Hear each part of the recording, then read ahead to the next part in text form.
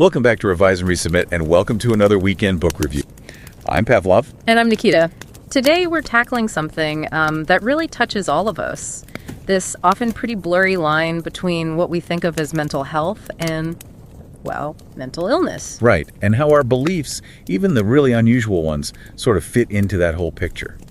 It really makes you wonder, doesn't it? Where exactly is that boundary between just a strong conviction and something we might call a delusion? Exactly. It's a tough line to draw sometimes. So our goal in this deep dive, we're drawing from some fascinating material today, is really to explore these distinctions. Yeah. We want to do it in a way that's clear, engaging, and, doesn't leave you feeling lost. Absolutely. We've got excerpts from False Joe Pierre, which is honestly a great source for getting into the nitty-gritty of mental health, illness, delusion. Psychology behind why we believe what we believe. Precisely. So the mission here is to pull out those key insights, those aha moments, really, to help understand the nuances, the nature of belief itself, and ultimately how we all kind of form and hang on to our own views of the world. Okay, so let's jump right in.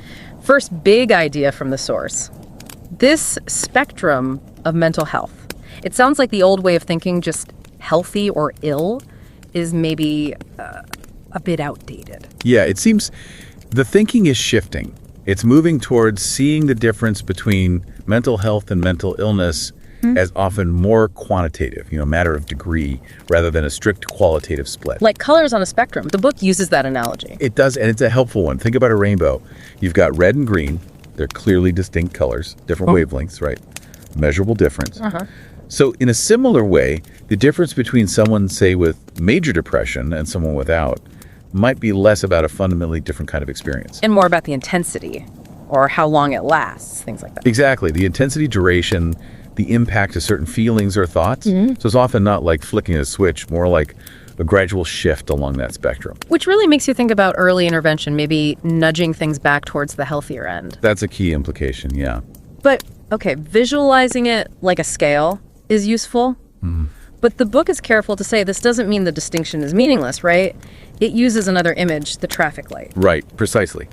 Just because red and green are points on a light spectrum doesn't mean we ignore the difference when we're driving, does it? Definitely not. So similarly, while that line between health and illness can be blurry sometimes or exist on a continuum, the actual impact and reality of mental illness are significant. Very real. We can't just dismiss it. Okay, that makes sense. So from this spectrum idea, let's move to delusions. That's often pretty central, isn't it? We hear them defined simply as fixed false beliefs. Yeah, that's the quick definition. But the source points out that definition can be, a bit simplistic, especially when you think about strong religious beliefs or political ones. That's the crux of it, isn't it? How do we tell the difference between a delusion and just a deeply, deeply held conviction? People hold on to religious or political beliefs with immense certainty.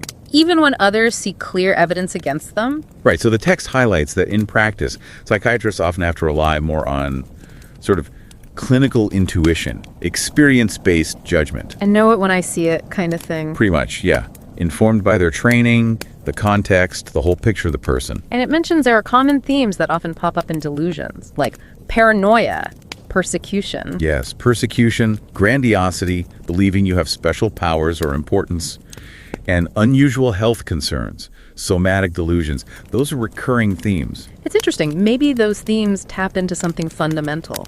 Persecution and safety, grandiosity and significance. That's a really insightful point. Yeah. It could well be that they resonate with core human anxieties or desires. Survival, safety, meaning. But then it gets really tricky when you try to judge how bizarre a belief is. What seems impossible to one person might be totally plausible to another, especially with religion or metaphysics. Exactly. The book brings up things like, belief in God and afterlife, even the idea we're in a simulation. How do you definitively prove or disprove those? You really can't. So this is where the DSM-5, the Diagnostic Manual, offers some guidance. It suggests clinicians consider if a belief is ordinarily accepted by other members of the person's culture or subculture. Okay. So it's about whether the belief is shared within their community or group. That's a key factor. Is it a widely held belief within their cultural context, or is it very personal, very idiosyncratic? So if it's just your own unique belief, not shared by your group, that's maybe more indicative of a delusion. Generally, yes. Delusions tend to be idiosyncratic. The exception, which is quite rare, is something called shared psychotic disorder, or folie à deux. The insanity of two. Right, where two people, usually in a very close relationship, come to share the same delusional belief. But mostly, it's about whether the belief is shared or purely individual. That helps navigate that tricky, false, or bizarre assessment. This whole discussion makes me think of that story in the book about Mr. Roberts. It sounds like a really powerful example. Can you share that? Sure. The anecdote about Mr. Roberts, it really drives home the potential real-world impact of someone's mental state and beliefs. Yeah. He'd stopped his medication for several months, Okay. and he found himself on a freeway overpass. Later, he attributed his jump, which he somehow survived, to the entity. Some manifestation, it seems, of his altered mental state. Wow, and he survived. Against incredible odds, yes. And apparently it wasn't his first brush with extreme danger. He'd survived wartime experiences too. It's just a stark illustration of how our inner world can influence our actions and outcomes, sometimes drastically. That really puts the idea of the spectrum into sharp focus, showing that extreme end. Okay, let's shift gears slightly. The book talks about delusion-like beliefs. How do those connect to maybe more common negative thoughts, cognitive distortions that many of us have, even without a diagnosed illness? Yeah, this is interesting because the types of distorted thinking we see in delusions can also show up in milder forms in everyday life. The text uses an example of someone named Edward feeling depressed about work, maybe overgeneralizing a setback. But maybe still enjoying other things, not full-blown depression. Exactly. These delusion-like beliefs are often tied to those cognitive distortions, those unhelpful thought patterns we can get stuck in. Like, I'm never going to succeed, or nobody really gets me. I think lots of people recognize those inner critics. Absolutely. Those kinds of self-critical thoughts, often not very evidence-based when you examine them, are surprisingly common. So what can be done? The book mentions CBT. Right, cognitive behavioral therapy. The point is that CBT isn't just for diagnosed mental illness. It can be applied across that whole spectrum to help people identify these distortions, challenge them, and try to replace them with more balanced, evidence-based thinking. So learning to catch and reframe those automatic negative thoughts, that leads to another really interesting point. Why aren't we humans purely rational? Why do things like religion, myths, magic, why do they stick around? It's a fundamental question, isn't it? We're clearly not just logic processors. The text suggests a couple of reasons. One, these non-scientific beliefs often tackle big existential questions that science maybe hasn't fully answered or perhaps can't. Like meaning, purpose, what happens after death. Exactly. Things like the soul, a higher power, and for many, that idea that absence of evidence isn't evidence of absence is important here. Okay. And the second reason? The book kind of suggests that sometimes pure science and rationality can feel a bit cold, like they strip away some of the mystery or richness. They can be buzzkills, as this text puts it. Oh, yeah, I could see that. In a purely logical world, maybe we lose some of the emotional depth that comes from myth, story, fantasy, religion. It's like we have a deep need for something beyond just the rational. And the book notes the general mood might be shifting a bit away from valuing only objective scientific evidence. Yeah, there seems to be a trend, or at least a noticeable current, where for many people, scientific evidence isn't the only valid way, maybe not even the primary way, they make sense of the world. Interesting. Okay, let's dig into those cognitive errors, the thinking traps we all fall into. The book says our tendency to overvalue personal experience compared to, say, statistics is pretty universal. It's on a spectrum, too. That's a key point. This bias, prioritizing the strength or vividness of our own observations over the weight of broader evidence, like base rates, it's a core feature in both how delusions might develop and in something called naive realism. Naive realism, what's that exactly? It's basically the default assumption that our own perception of reality is the objective, true reality, that how we see things is how they are. Ah, okay. So while someone experiencing delusions might be particularly prone to overvaluing subjective experience, it's a cognitive vulnerability we all share. We're all wired to be heavily influenced by what we see and feel directly. So it's not just them, it's us too, to some degree. That jumping into conclusions idea fits here, right? Absolutely. And the book uses the gambler's fallacy as an example. Right, thinking a coin is due for tails after a run of heads. Exactly. Yeah. That mistaken belief about independent events. It's more common in people with gambling issues, sure, but the underlying flawed thinking isn't exclusive to them. We can all fall prey to similar reasoning errors in different contexts. And this connects to Kahneman's work, the fast and slow thinking. Yes, the dual process model. System 1 thinking is fast, intuitive, based on heuristics, mental shortcuts. System 2 is slower, more deliberate, analytical. Those heuristics are usually helpful, but they can lead to errors when that fast System 1 dominates inappropriately. Finding the balance between gut feeling and careful thought. Okay, now this idea of positive illusions, healthy lies we tell ourselves, that sounds intriguing. Yeah, it's a fascinating concept. Positive illusions are basically these subtle ways we distort reality, but in a way that actually tends to benefit our mental health, maybe even physical well-being. How so? What kinds are there? The text outlines 3 main categories. First, the better-than-average effect. Ah, the Lake Wobegon effect, where all the children are above average. Precisely. We tend to see ourselves as better than average on desirable traits, like driving ability or honesty. Statistically impossible for most people to be above average, but most of us think we are.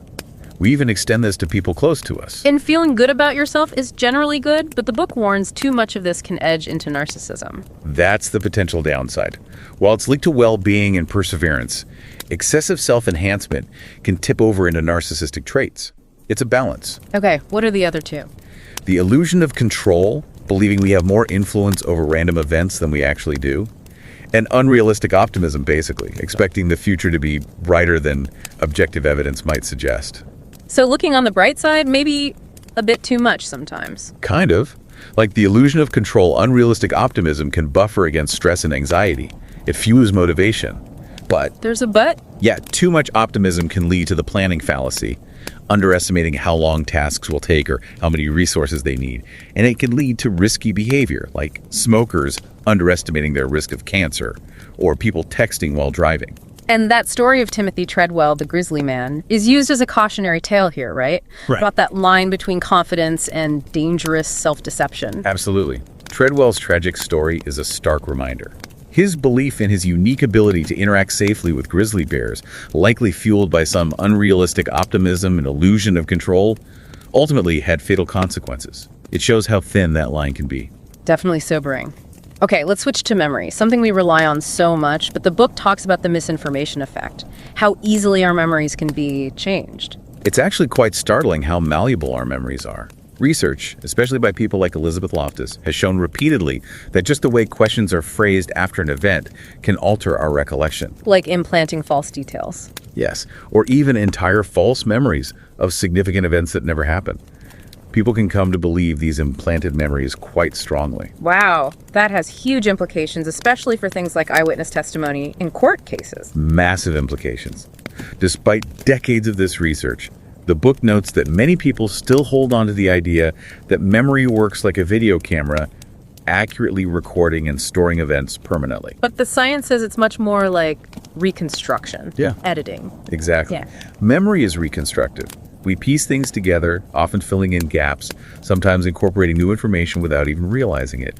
And crucially, how confident we feel about a memory isn't a reliable guide to its accuracy. Confidence doesn't equal accuracy. That's important. Okay, this leads to the limits of our knowledge and the Dunning-Kruger effect. What's that about? Yeah, the book quotes something like, education isn't just what you know, it's knowing the difference between what you know and what you don't know. Echo Socrates, right? Know thyself, know thy ignorance. The Dunning-Kruger effect is this cognitive bias where people with low competence in a particular area tend to significantly overestimate their ability. So the less you know, the better you think you are at it. Often, yes. They lack the metacognitive skill to recognize their own incompetence. Now, initially it was thought experts might underestimate themselves. But that's not always the case. Later research is a bit more mixed. Experts can also be overconfident, maybe forgetting how much foundational knowledge they rely on. And the book also mentions this fascinating idea of our transactive partnership with the internet. The Google delusion. Yeah, that feeling of knowing more just because we can quickly look things up. We feel smarter, more knowledgeable, even if the knowledge isn't actually in our heads. That makes so much sense, like that story of the medical student relying totally on their PDA. Right, instead of their own internalized knowledge. It highlights that risk of outsourcing our thinking, potentially at the cost of deeper understanding. Okay, let's dive into the online world. Echo chambers, confirmation bias. How does the internet shape our beliefs? Well, the internet, especially social media with its algorithms, is almost perfectly designed to amplify confirmation bias. Our tendency to seek out stuff that confirms what we already think. Exactly. The algorithms learn what we like, what we agree with, and feed us more of it. This creates these personalized information bubbles, or echo chambers, where we're mainly exposed to reinforcing viewpoints. Like personalized reality tunnels. You could say that. And it can lead to vastly different perceptions of reality for different people. The book suggests checking someone's YouTube history might reveal a lot about their belief system. And the story of Melanie Austin is used as an example of how this can lead to some pretty extreme beliefs, finding evidence online for fringe theories. Yeah, her story illustrates that spiral. She sought out information that confirmed her suspicions. The algorithms fed her more, reinforcing her beliefs, making them seem more widespread and credible than they were. The book distinguishes between epistemic bubbles and echo chambers. What's the difference? An epistemic bubble is more passive. You just happen to not encounter opposing views, maybe because everyone in your social circle thinks alike. An echo chamber is more active. How so? In an echo chamber, dissenting views aren't just absent, they're actively discredited. There's often a fundamental distrust of outside sources or experts. People within the chamber learn not to trust information that challenges the group's narrative.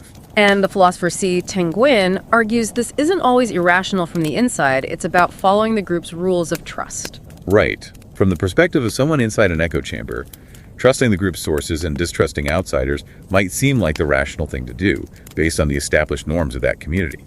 Still, confirmation bias is a powerful driver. And this all fuels attitude polarization, making people's views more extreme, and leads to those awful online flame wars. Absolutely. When you're only hearing reinforcing arguments, your own position tends to become more extreme. It makes finding common ground incredibly difficult. And research shows online arguments are often nasty, driven by anger and negative emotions. And expressing moral outrage gets rewarded online, right? Likes, shares. It does. Outrage is highly engaging content, unfortunately. So platforms inadvertently incentivize it, creating a cycle. Studies even show toxic comments get more reinforcement on some platforms. And all this online stuff, misinformation, polarization has serious real-world consequences. The book gives some stark examples. Definitely. Pizzagate, which morphed into QAnon, shows how completely baseless online theories can incite real-world action, even violence. And the tragic story of Mad Mike Hughes trying to prove the Earth was flat. A heartbreaking example of how online content revived a long-debunked idea with fatal results for him. And then, of course, the impact of COVID-19 misinformation. Vaccine hesitancy, unproven treatment. Yes, leading to potentially hundreds of thousands of preventable deaths, according to some estimates cited. Yeah. It underscores that beliefs, especially false ones fueled online, are not harmless. They have consequences. It really drives that home. The book also talks about the blurring lines between news and opinion in media. Yeah, the shift from traditional news reporters focused on objectivity towards more personality-driven commentators on cable news, for instance. Plus, news is comedy, news is conspiracy. Infotainment. Right. And when news is primarily designed to grab attention or entertain, it becomes harder to distinguish factual reporting from subjective interpretation or spin. And trust in mass media has been declining for decades anyway. It has. But the book argues there's something unique about the current truth decay. It's not just disagreement on opinions, but unprecedented disagreement on basic facts. And opinion pieces are often presented as fact, not just interpretation. Often, yes. There's rarely a disclaimer saying, this is just my take. It's frequently presented with an air of certainty, telling people what to think rather than offering perspectives to think about. So, with all this information, some good, some bad, some opinion, how do we evaluate quality? The book mentions academic peer review. Right. Traditionally, peer review in academic journals acts as a quality filter. Experts vet research before it's published. But that system isn't perfect, especially with the rise of open access journals. Exactly. Open access aims to make research accessible, which is good. But it's also opened the door to predatory journals. These look legitimate, but lack rigorous or sometimes any peer review. They publish for a fee. So junk science can get published looking like real science. Unfortunately, yes.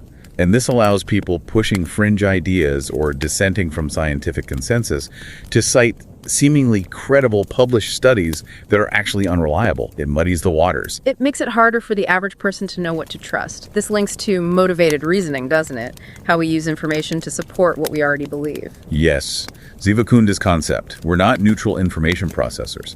Often we have a conclusion we want to reach, and then we unconsciously seek out and interpret evidence in a way that supports it. We muster justifications. And the internet makes finding evidence for almost anything incredibly easy. Too easy, perhaps.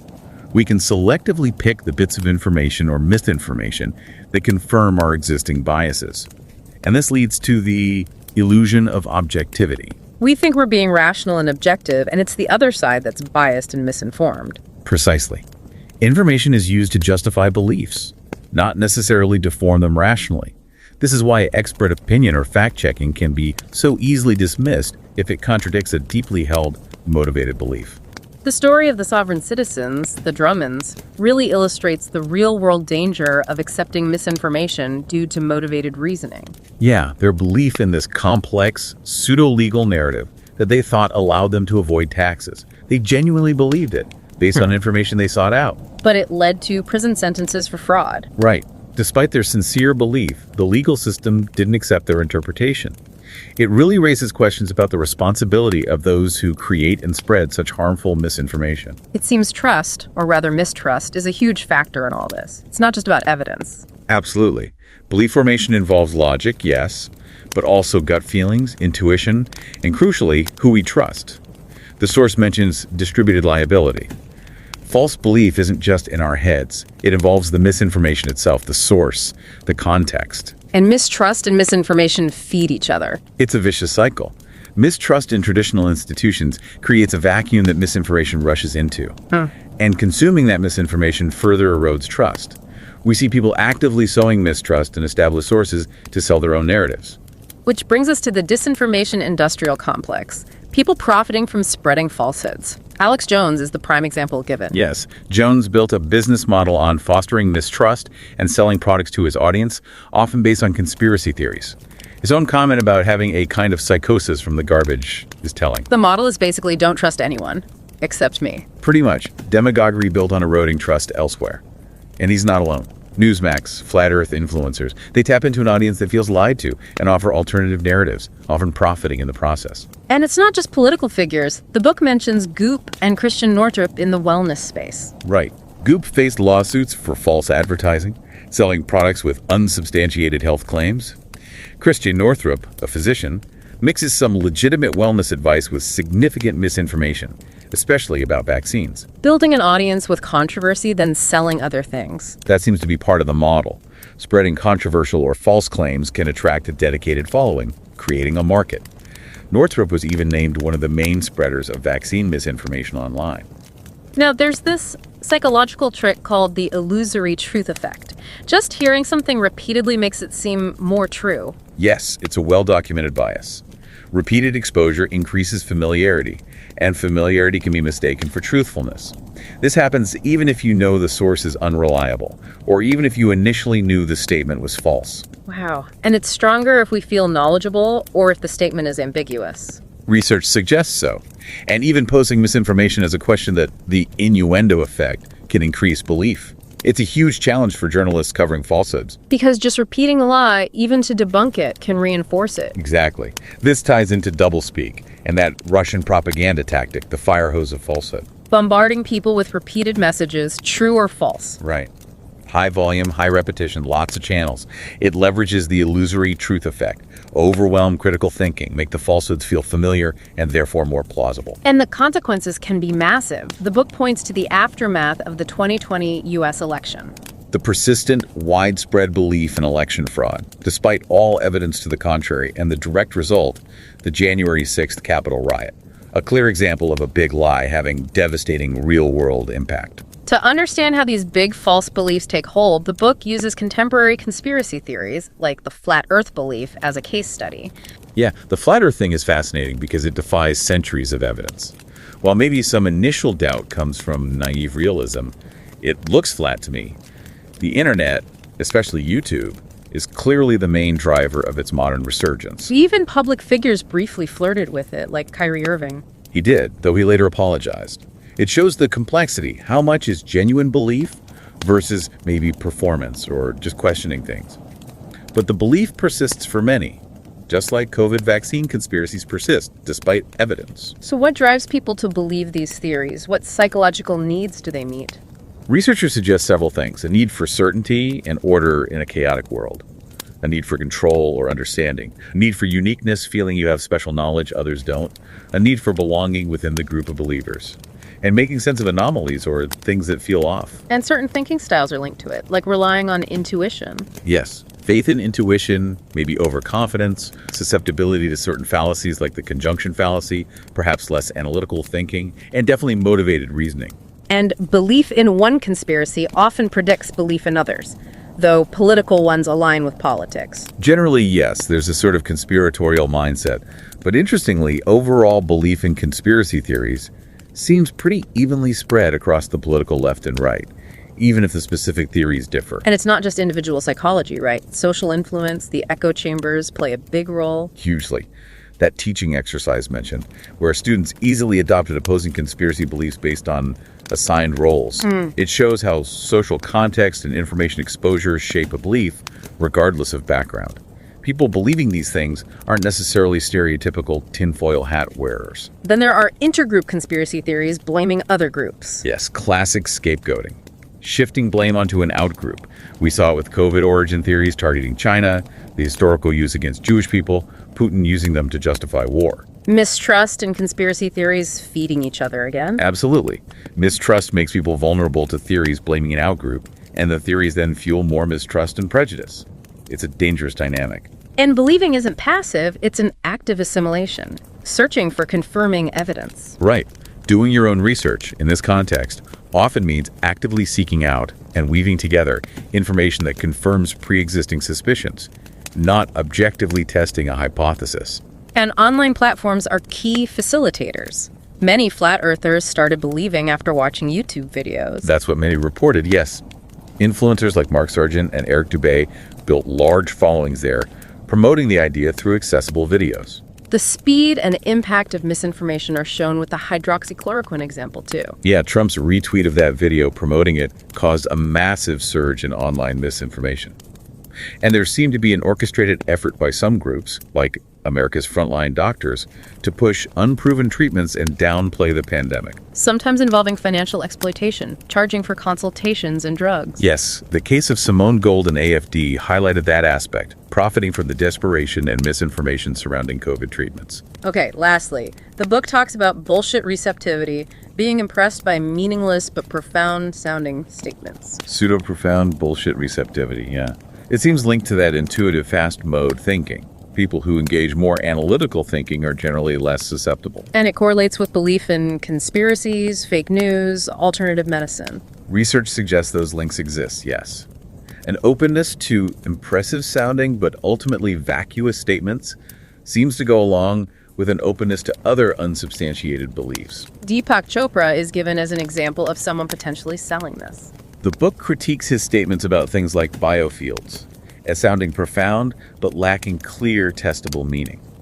The argument is that part of his success comes from mastering this kind of language. Like with energy healing, like therapeutic touch. Claims of scientific support don't hold up. Right. Rigorous reviews find little evidence beyond placebo, despite claims. That famous study by young Emily Rosa, simply testing if practitioners could feel her energy field, was a powerful counterexample. And the Sokol affair showed this can happen even in academia. A physicist got a nonsense paper published in a cultural studies journal. Alan Sokol's hoax, yes. It was filled with jargon and seemed profound, but was deliberately meaningless. The fact it got published highlighted potential issues with critical assessment and peer review in certain fields, showing how hard distinguishing real insight from bullshit can sometimes be. So how do we resist bullshit? It requires awareness, firstly, awareness of our own susceptibility, and consciously engaging analytical thinking, questioning claims, looking for evidence, not just being swayed by impressive language. Even doctors struggle sometimes, like detecting malingering faked illness, which often involves vagueness and inconsistency, similar traits to bullshit. And apparently we're more likely to accept profound-sounding statements from our own side. Yes. Research showed political affiliation influences bullshit receptivity. We recognize it easily from the opposition, but might accept similar statements from those we align with. That illusion of objectivity again. So self-awareness and critical thinking are key. Definitely. Yeah. Actively questioning, not just passively accepting. Wow. Okay, it's become incredibly clear through this deep dive just how complex these lines are. Mental health, unusual beliefs, misinformation. It's all tangled together. It really is. And understanding the underlying psychology, how we form beliefs, our biases, the social influences, seems absolutely crucial for navigating the world today. What's striking is seeing the connections. Mental health, belief psychology, the misinformation crisis. They aren't separate silos. They're intertwined through how our minds work and how we interact. Recognizing those connections hopefully empowers us to be a bit more thoughtful, maybe a bit more discerning about what we believe and why. So maybe a final thought for everyone listening. Considering this whole spectrum we've discussed, from everyday cognitive slips to deeply held convictions, even potential delusions, how might really understanding our own biases and the social forces around us change how we see truth? And maybe how we interact with people who see things very differently. It definitely makes you reflect on your own belief spectrum, doesn't it? It really does. Lots to think about. And don't forget to subscribe to Revise and Resubmit on Spotify and Apple Podcasts for more captivating deep dives like this one. And if you're enjoying the show and want to support us in creating more insightful content, consider becoming a patron on Patreon. Every contribution helps us continue this journey of exploration and discovery. Until next time, keep those minds curious, keep questioning, and keep revising and resubmitting.